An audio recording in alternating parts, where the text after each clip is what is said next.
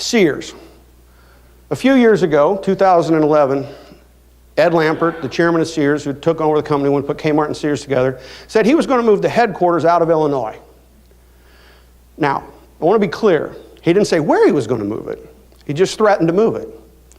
Well, Hoffman Estates, the local community, could not act fast enough to give him a series of tax breaks.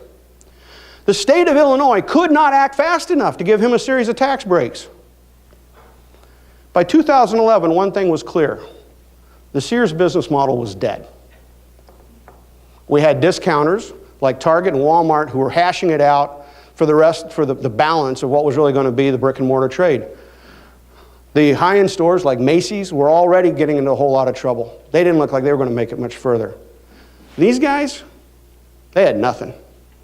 They had no game left at all. Yet, the economic developers couldn't move quick enough to give them what they want. 2017, they've dropped below the jobs threshold to keep those. But state doesn't really know how to shut it off. They made a commitment, now they're stuck with it. They haven't shut that off yet, even though in June they went below the commitments. How does Sears react?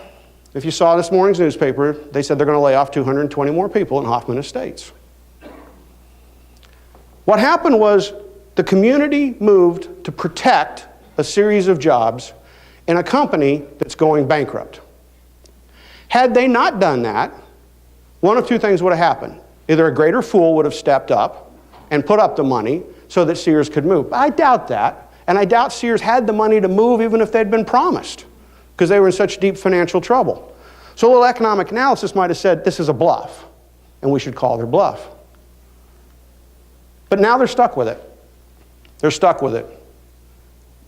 What's bad about that? What would have happened if that money had gone to Google to try to recruit Amazon, not today when it's looking for a second headquarters, but in 2011? What if they'd approached them then and said, hey, we got a pocket of money. We thought about giving it to Sears. We'd rather give it to you. Then what would the competition look like in 2017? So you got to be forethoughtful today if you're in economic development. You can't just wait for the deal to come to you. Sometimes you need to take the deal to them.